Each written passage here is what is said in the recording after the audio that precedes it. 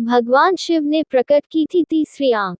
भगवान शिव के 3 नेत्र हैं, इसलिए उन्हें त्रिनेत्रधारी भी कहा जाता है।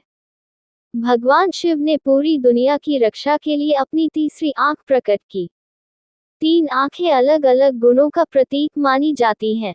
भगवान शिव ने प्रकट की थी तीसरी आंख। भगवान शिव की तीसरी आंख से संबंधित कहानी महाभारत के 6ठे खंड के अनुशासन पर्व में मिलती है। इसके अनुसार एक बार भगवान शिव हिमालय पर्वत पर सभी देवी देवताओं, ऋषि मुनियों और ज्ञानियों के साथ बैठक कर रहे थे। तभी सभा में माता पार्वती आईं और उन्होंने उपहास करते हुए भगवान शिव की दोनों आंखों पर अपने हाथ रखकर उन्हें बंद कर दिया। जैसे ही माता पार्वती ने भगवान शिव की आंखें बंद कर दी, पूरी पृथ्वी पर अंधकार फैल गया। इससे पृथ्वी पर रहने वाले सभी प्राणियों में हाहाकार मच गया।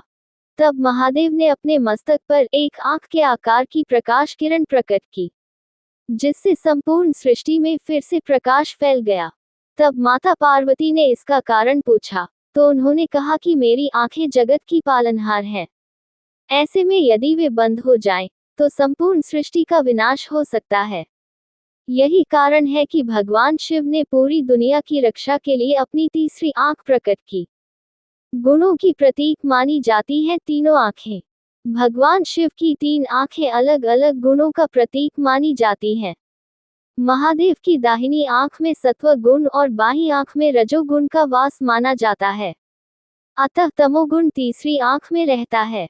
कहा जाता है कि भगवान शिव की 2 आंखें भौतिक जगत की गतिविधियों पर नजर रखती हैं, जबकि तीसरी आंख का कार्य पापियों पर नजर रखना है। यह आंख इंगित करती है कि संपूर्ण ब्रह्मांड का न तो आदि है और न ही अंत। हिंदू पुराणों के अनुसार भगवान शिव की 3 आंखें त्रिकाल यानी भूत, वर्तमान और भविष्य का प्रतीक मानी जाती हैं। स्वर्ग, मृत्यु और पाताल लोक को भी इन 3 आंखों का प्रतीक माना जाता है। इसीलिए भगवान शिव को तीनों लोकों का स्वामी कहा जाता है। संसार में आ जाएगा प्रलय।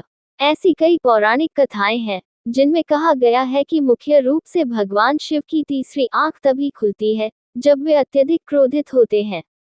हिंदू धर्म शास्त्रों में वर्णन है कि यदि भगवान शिव की तीसरी आंख खुल जाए, तो संसार में प्रलय आ सकता है, जो संसार को नष्ट करने की क्षमता रखता है।